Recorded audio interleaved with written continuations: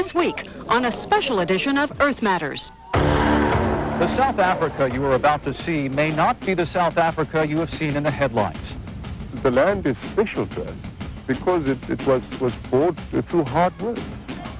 Closing the gap between the quality of life of black South Africans and white South Africans has to happen for a peaceful coexistence in this land. You are seeing here a returning to the land. Joe Oliver and David Mattingly go behind the headlines to the heart of the matter, the troubled history of the homelands and the townships, the conflicting claims on the land, and the vital vote that can mean a new day or more bloodshed.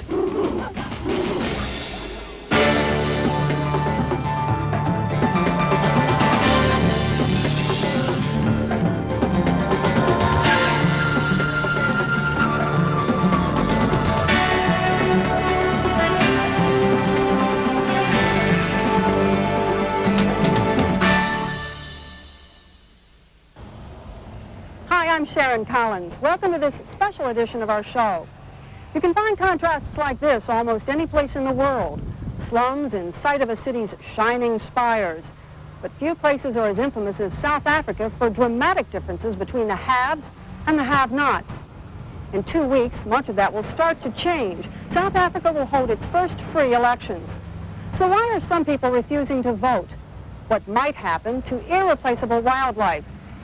And will land be bought at the high cost of human life?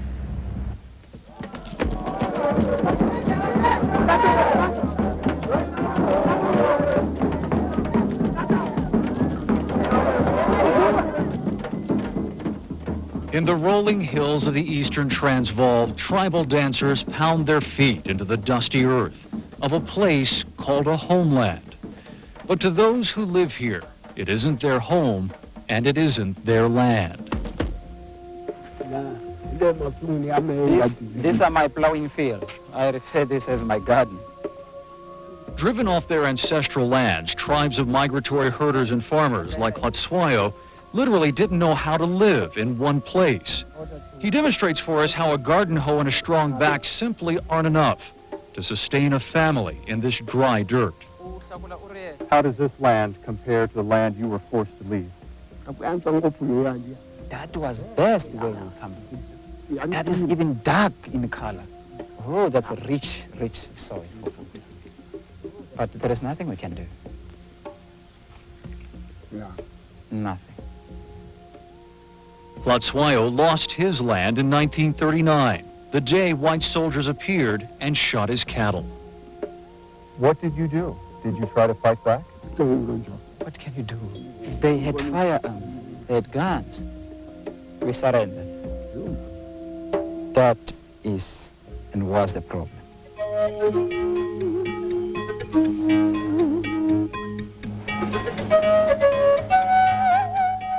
What did apartheid do to these people?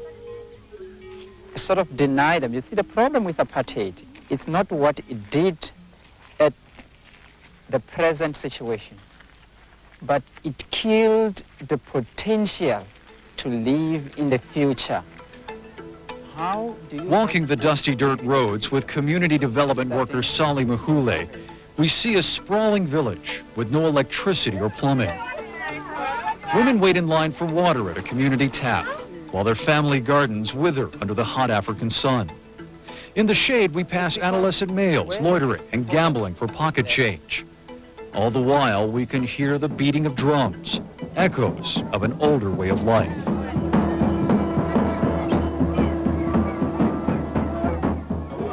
These traditional dances have lost a lot of their meaning in modern day, and that's part of the problem here in homelands.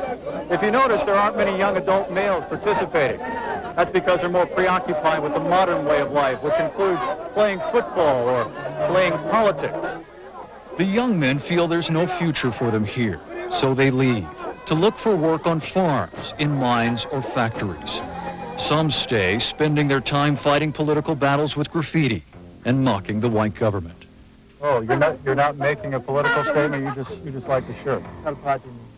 Will you vote for de Klerk? No. No. This is ANC country. Nelson Mandela promises these people jobs and houses and to return the lands they lost. But that is for tomorrow. The problem is today. We never had the gun style of people dying. That was definitely not part of this society. But it has come now.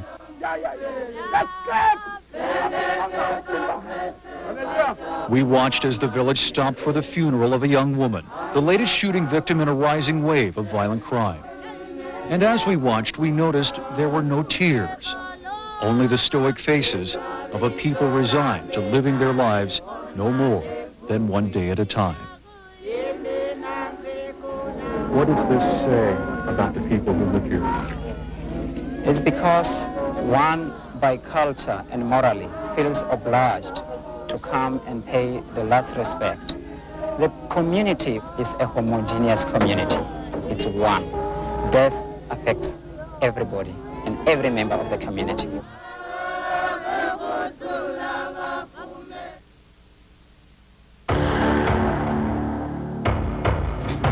You can maybe see these holes here. You see, these holes were created when we were attacked by the IFP people. IFP is the Nkatha Freedom Party, formed by Zulu separatists. They disagree with Gordon Motlodi's politics. He supports the African National Congress, Nelson Mandela's party. Was anyone home? Yeah, we were all home. We were all home. It was at about 10 o'clock evening. And then the same street, 8 people died during that day. Dodging bullets is part of surviving in Soweto, even when you live in what passes for the better part of town. You may know it for its violence. You probably don't know how people have to live here. This is the toilet. You see, it's only one for the whole 3 families here. And we are about 15 if I count us all in this yard, because we've got 2 families. Motlodi says the sewer is always backing up, but at least he has a toilet. Not far from the brick and plaster homes of the nicer parts of Soweto, you can see the dull shine of the silvery shanties clustered in squatter camps.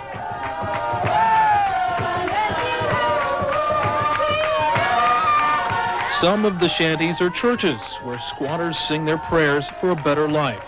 A life where portable toilets don't leak down dirt streets. Life in a place that's fit to call home. Where they come from, even if they might not have toilets, but they don't just, so it doesn't run in the streets. And they want a basic clean life. Musa Zondi writes an environmental column for South Africa's largest black newspaper, The Sowetan. He knows how bad life for black South Africans can get. Nobody wants to stay in a squatter camp. So how difficult is it to get out of a squatter camp? It's a question of education. A lot of people are illiterate, so they don't have jobs, proper jobs.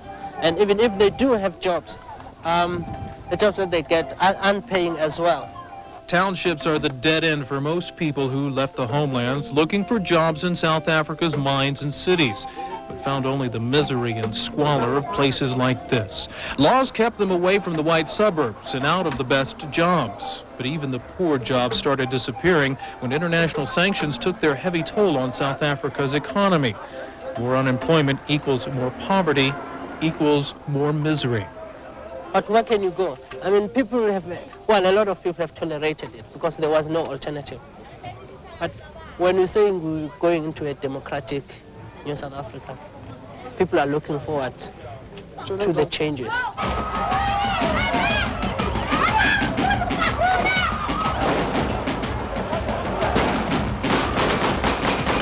If the last few weeks are any indication, those changes will come with more violence. In the homelands, in the cities, and in the townships. Violence Gordon Motlodi accepts. If you had a gun, could you shoot someone? Yes, I would, especially those who are always against peace. See, I will kill for peace.